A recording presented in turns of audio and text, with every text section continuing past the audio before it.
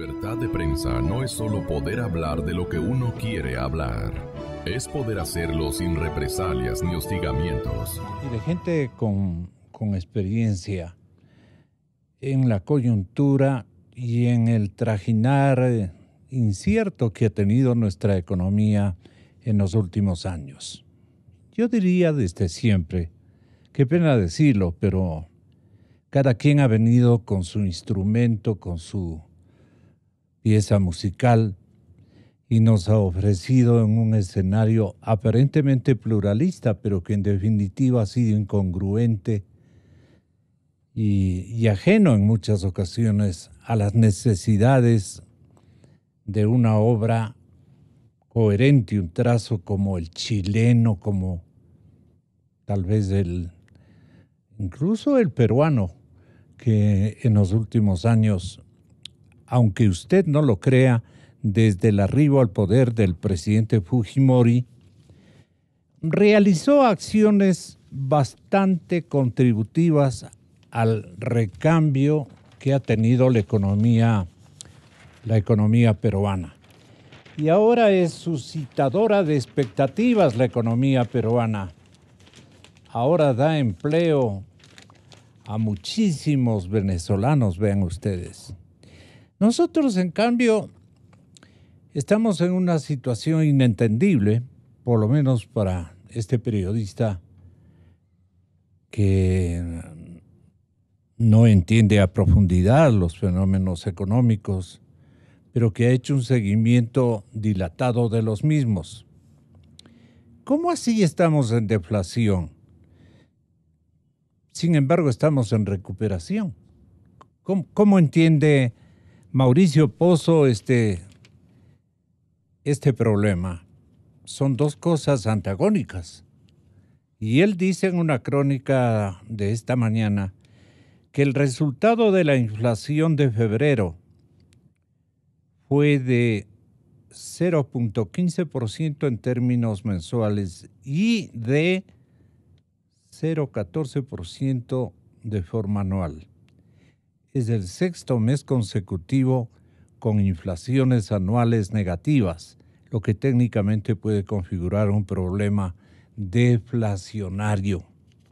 Precios bajos, economía en desatino, en inseguridad. Al contrario de la inflación, la deflación es, y perdonen por los términos, al contrario de la inflación, que es un crecimiento sostenido de precios, la deflación es todo lo contrario, por obvias razones, incluso gramaticales o de lengua. Ok, ¿por qué se ha producido o está mal explicada la literatura económica de mi parte y no creo que de Mauricio? Pero él dice, ¿estamos en deflación o estamos en recuperación? ¿Qué es la deflación y qué es la recuperación? Washington Herrera, bienvenido, maestro, muchas gracias. No sé si le leyó al exministro Mauricio Pozo. Bueno, yo creo que no es la primera vez que dice eso Mauricio, pero me parece que es un concepto exagerado. Ya.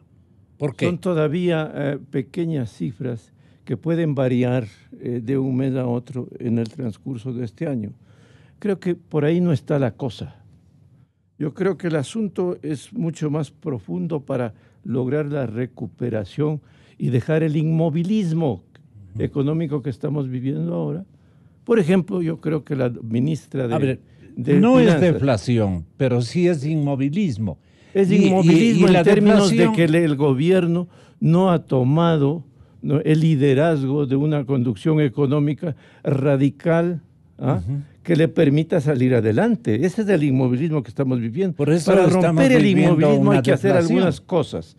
Primero, la nueva ministra de Finanzas debería apoyar políticamente, económicamente, legalmente, tecnológicamente al SRI, que tiene 4.000 millones de dólares impagos por tributación. Entonces, ¿cómo es posible? Ahí hay una deuda de 4.000 millones de dólares que no ha recuperado el que SRI. todavía no recupera. El director ha dicho que unos 2.000 millones están en juicios que ya es casi en vísperas de dictámenes favorables y tal. Porque si en este año recupera el SRI, digamos la cuarta parte de lo que le deben, o sea, 1.000 millones, ya tendríamos un respiro de liquidez en la economía ecuatoriana. Esto, a mi juicio, de esto no se habla mucho. Los opinantes de economía no hablan de estas cosas y de muchas otras. Porque ahí hay un problema. Ahí hay un problema. Es un acto negligente del SRI, le pregunto. Yo no sé lo que es, pero son 4.000 millones que no le pagan al SRI. Entonces, esto tiene que ver con la actitud de los ecuatorianos. En la última década, muchas empresas tuvieron utilidades con su trabajo, legítimas utilidades. Pero al momento de pagar los impuestos, al momento de pagar los impuestos, plantean litigios por todo y litigan tanto y por todo. El hecho cierto es que no hay ese pago de impuestos causados, ¿no? Habrá problemas jurídicos de eso, claro, pero eso es responsabilidad y deber y obligación del SRI, que necesita un apoyo político muy fuerte. Las zancadillas para los pagos de los impuestos son de parte de los privados, de las empresas privadas. Eso habría que preguntarle al SRI por qué no ha cobrado y cómo va la cosa.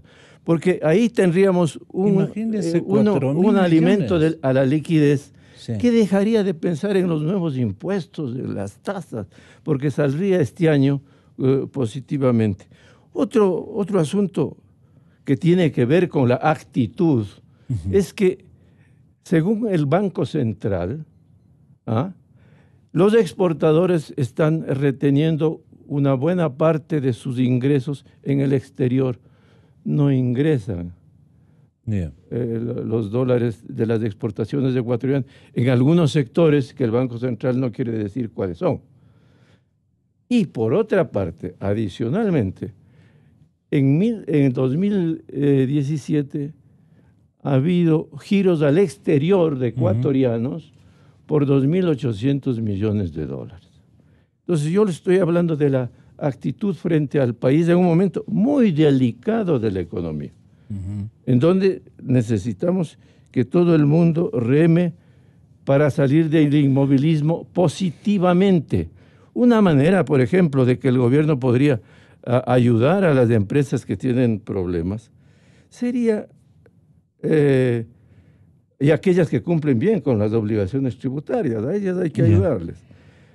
Por ejemplo, podría disminuir el tiempo de depreciación de los activos fijos, de las maquinarias, de los equipos, con el objeto de acelerar la amortización y que esos empresarios que están trabajando, que están diariamente esforzándose, tengan que pagar menos impuesto a la renta durante cierto tiempo.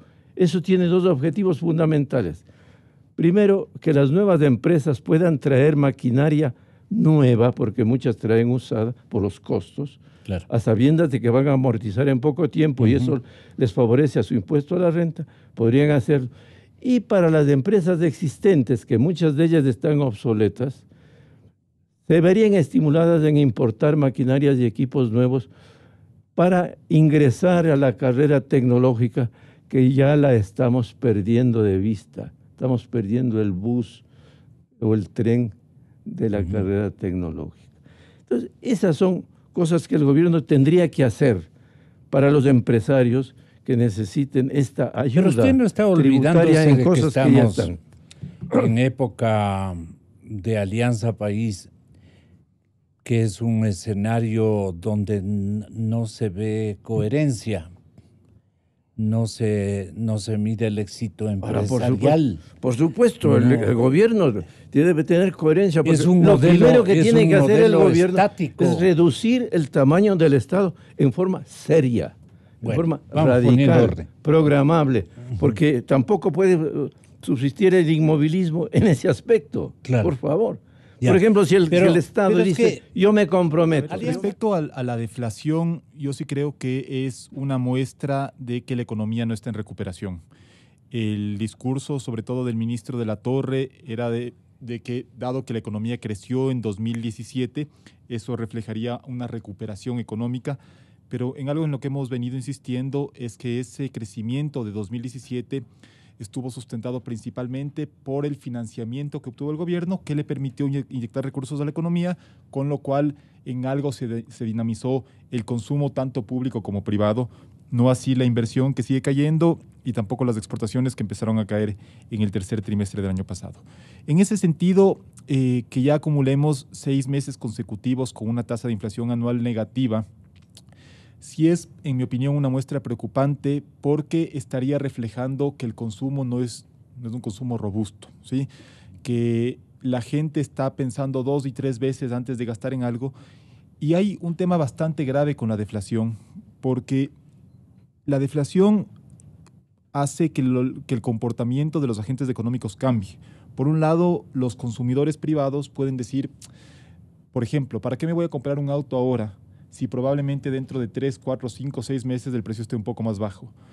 Y en cambio los empresarios, los inversionistas también lo piensan 2 veces porque no están seguros a qué precio van a poder vender el bien o el producto para el que ahora están invirtiendo.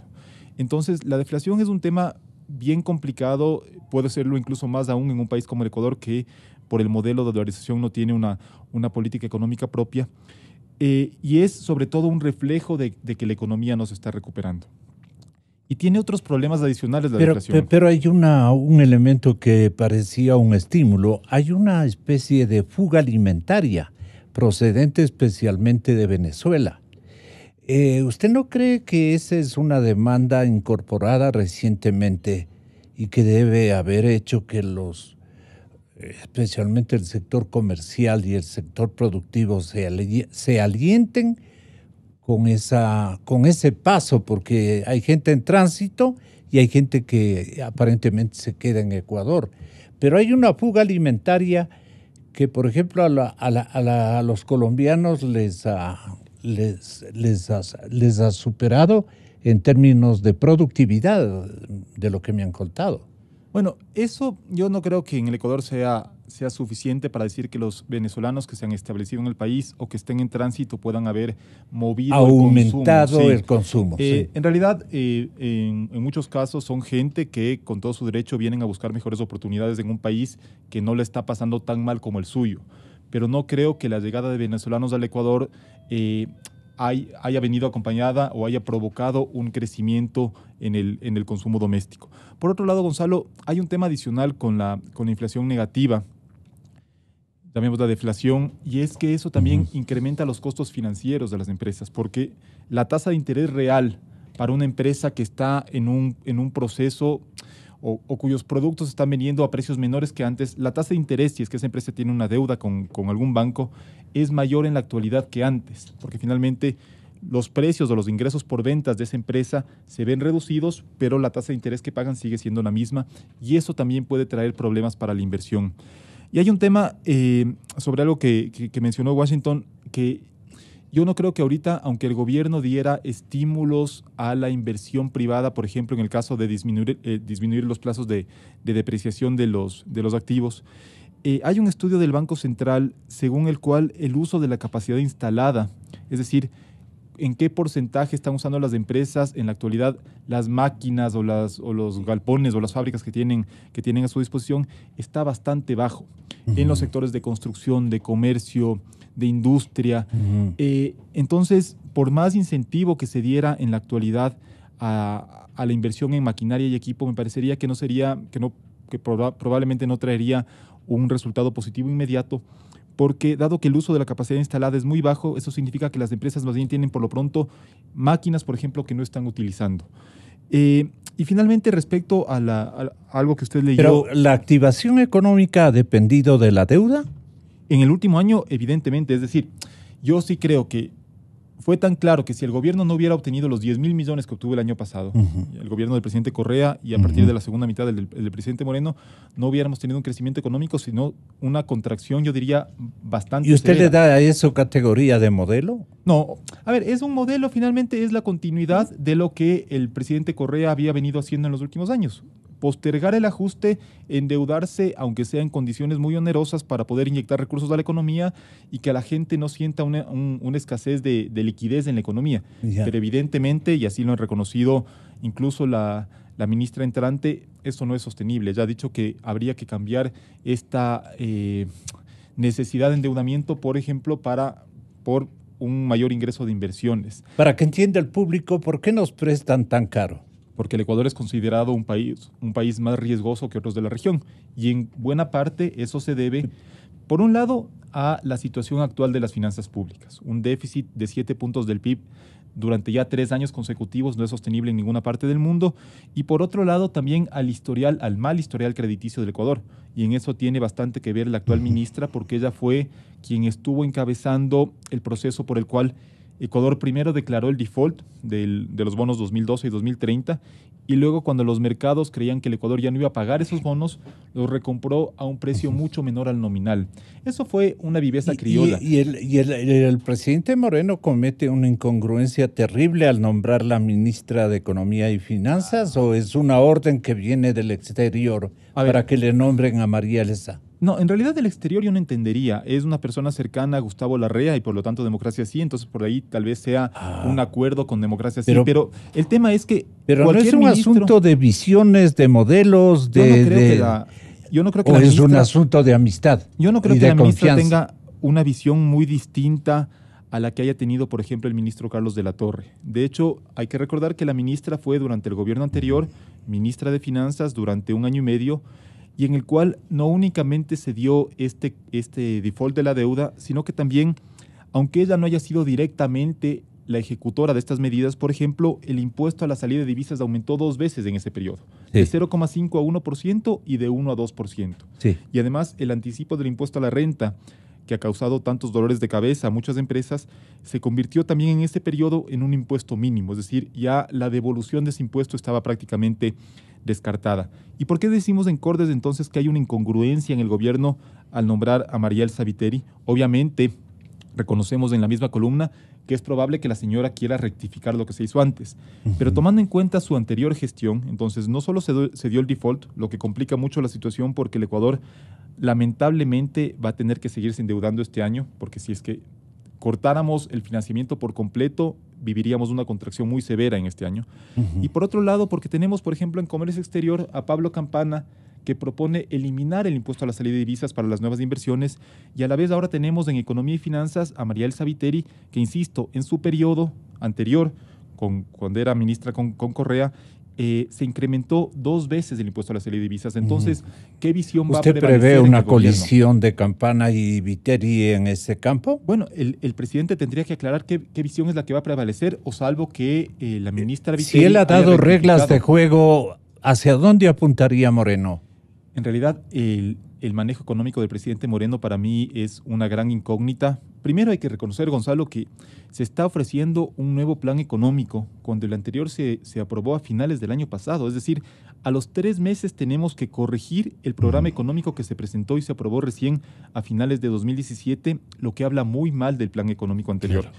Entonces, del presidente Moreno, como digo, es una incógnita el manejo económico porque, por un lado, él ha reconocido que la mesa no quedó servida, que hay problemas de endeudamiento, que la deuda es mucho más grande de lo que dice el presidente Correa, y por otro lado, su ministro anterior se endeudó en 8.000 millones en algo más de 8 meses, casi 1.000 millones al mes. Entonces, parecería que el presidente dice una cosa y actúa distinto. Lo que sí es cierto es que cualquier ministro que hubiera heredado o que hubiera asumido después de Carlos de la Torre heredaba una situación sumamente complicada. En el caso de María Elsa Viteri, yo creo que puede tener un reto, un desafío adicional, porque los mercados no olvidan que ella fue la ministra del default. Entonces, si hay que tomar en cuenta que el Ecuador va a tener que seguirse endeudando en los próximos meses para no tener que hacer un ajuste de shock en el gasto público, entonces la ministra Viteri tiene el desafío adicional de convencer a los mercados de que ella no va a volver a defaultear y que por lo tanto no le presten tan caro como hemos venido obteniendo financiamiento en los últimos años. Entonces, sí nos parece, o sí me parece también en lo personal, una incongruencia de parte del gobierno haber nombrado a una persona que fue parte activa de la gestión anterior y que como tal explica en buena parte la situación económica que heredó el presidente. Saludos a José Washington. Usted me decía, licenciado, de que qué consejo le podía dar a la ministra. Bueno, yo, si no me han pedido el consejo, yo no le puedo dar un consejo, yo más bien le puedo dar mi opinión sobre el programa económico. A su muy estimada audiencia. Yo pienso que en el asunto de la referencia que ella hace oblicuamente a lo de la deuda, yo creo que no fue atinado. No creo que fue atinado porque hay que dar por descontado de que una autoridad económica, si llega a estar en una circunstancia inmanejable, pues tendrá que hacer algo con la deuda, pero decir que expresarlo de esa manera puede causar temor a un mercado que ya temió el nombramiento de ella, justamente porque ella manejó el default, como ya se explicó en este panel. Lo hizo siguiendo instrucciones en base a razones políticas, no económicas, porque el país no estaba quebrado, ni mucho menos. Entonces, en circunstancias que vamos a seguir dependiendo del endeudamiento externo, porque por más que el país fuese a tomar un programa muy radical, no puede dejar de recurrir a una nueva colocación de bonos, al menos hasta no tener un acuerdo con los organismos multilaterales. Ella más bien debió haber dicho que lo de la deuda ilegítima fue algo que ya se zanjó a su debido momento y que no hay y que las emisiones de bonos no son ilegítimas. Algo así debe haber dicho para quitar a los mercados. ¿Y por qué son importantes los mercados? Porque mientras más inquietos son los mercados, más nos cuesta una nueva emisión de bonos, o sea que nos cuesta en el bolsillo. Eso parte de sus declaraciones, no estoy de acuerdo. Ahora, mucho se ha discutido el nombramiento de Mariel Saviteri al Ministerio de Finanzas. ¿A usted qué le parece a usted? Bueno, yo hago el análisis que el presidente es de Alianza País.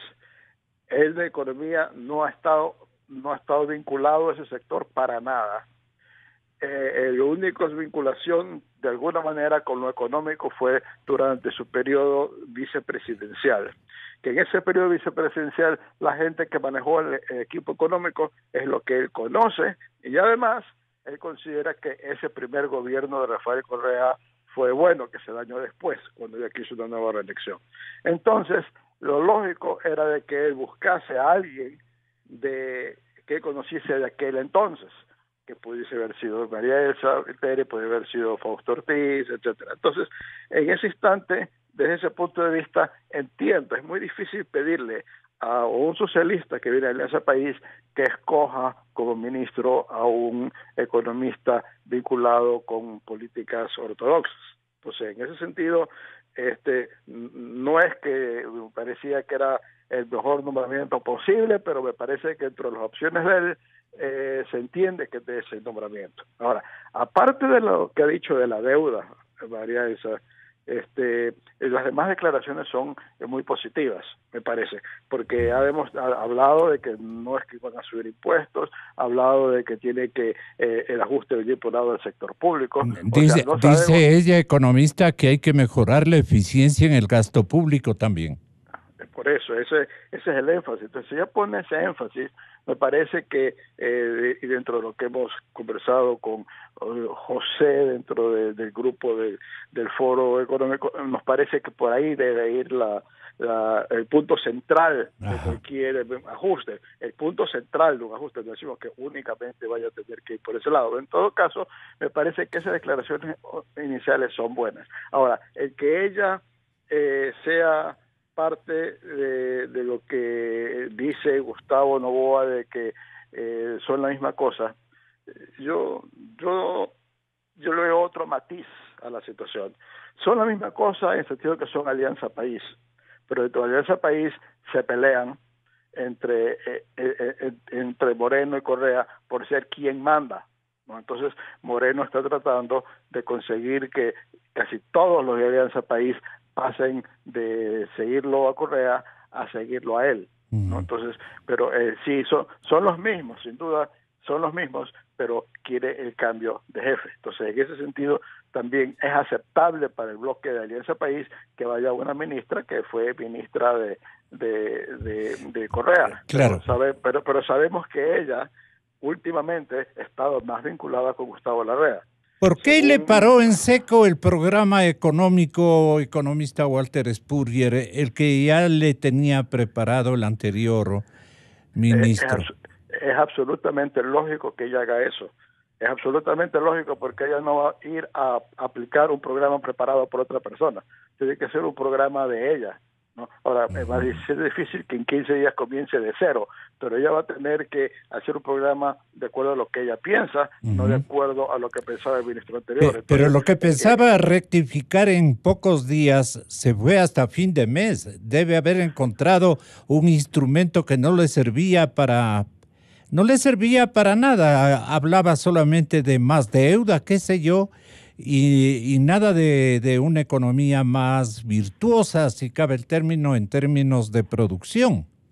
Ahora, recordémonos que María Elsa Viteri no ha estado en estos últimos tiempos dedicada a la economía o vinculada al gobierno, Así es. o vinculada a ser crítica del gobierno, nada, ella ha estado al margen manejando su negocio privado, sí. Tuvo un accidente, estaba preocupado por las cosas de su sí. accidente, y de pronto ella entra en frío, digamos, en esta situación, y ella tiene que comenzar hasta a estudiar los informes internos que hayan, informes reservados sobre la verdadera situación económica, cuál es la verdadera situación fiscal, porque las cifras que nos dan a nosotros no son confiables, no son confiables, hasta el punto que las cifras no se entiende nada de las cifras. Lo que dicen de la situación fiscal no es cierto, es peor de lo que dicen. Lo que dicen del crecimiento de la economía no cuaja entre lo que dicen que creció en un trimestre y lo que va a crecer en el año. Todo, o sea, no podemos tener confianza en las cifras que tenemos. Ella tiene que ver entonces las cifras reales, las que no nos dan a nosotros. Entonces, de ahí ella tiene que ver cómo arma su estrategia. A mí me parece bien, si hemos perdido desde mayo del año pasado hasta principios de marzo, me parece bien que se tome estos 20 días. ¿Y qué instrumentos, especialmente para sanear un poco el tema de la deuda, podría estar utilizando para convertir a la deuda cara en deuda más pagable, digamos, tanto por el lado ético como por el lado cuantitativo? No sé si me explico adecuadamente. Sí, yo creo que sí se explica, licenciado. Yo pienso que todo el mundo, yo lo veo sumamente complicado. Yo veo muy complicado porque cómo vamos a hacer a que quienes ahora tengan bonos estén dispuestos a perder en un canje si no fuese una moratoria, que no sería lo apropiado. Claro. Entonces, ¿cómo vamos a hacer? Se podría negociar con los chinos, eso sería lo lógico, porque ya lo hemos hecho antes con gobiernos. Acuérdense las famosas negociaciones del Club de París. El Club de París eran las negociaciones con el club de acreedores, sobre todo europeos, con que se discutía reestructurar la deuda.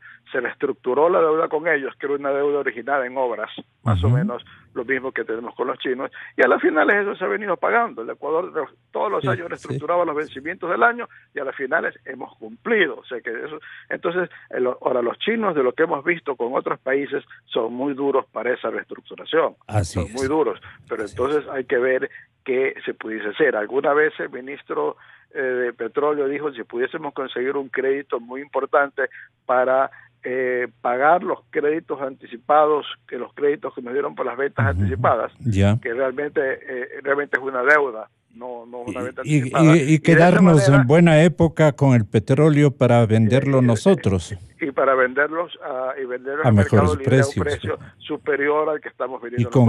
Y con eso financiar el tema de esta otra deuda. Pero ¿quién nos presta si no? Cuán difícil es eso. Entonces yo pienso que la solución, pero eso hay que ver hasta qué punto el gobierno esté dispuesto a hacerlo ahora. La solución tiene que ir a los organismos multilaterales, porque si vamos a ellos y nos dan créditos de largo plazo y blandos para facilitar el ajuste, porque vamos a necesitar plata durante la época del ajuste, y lo ideal es tener créditos blancos de largo plazo, claro, y no tener créditos de corto plazo y caros como estamos contratando. Entonces, la reestructuración de la deuda se va a ir dando para que a medida que se van venciendo los bonos de corto plazo y caros, podemos hacer unas nuevas emisiones a plazos más largos y a tasas más bajas, porque la economía ya tiene mejores perspectivas, y en ese caso cambia el bono, se lo paga, pero se lo paga con un endeudamiento en mejores condiciones.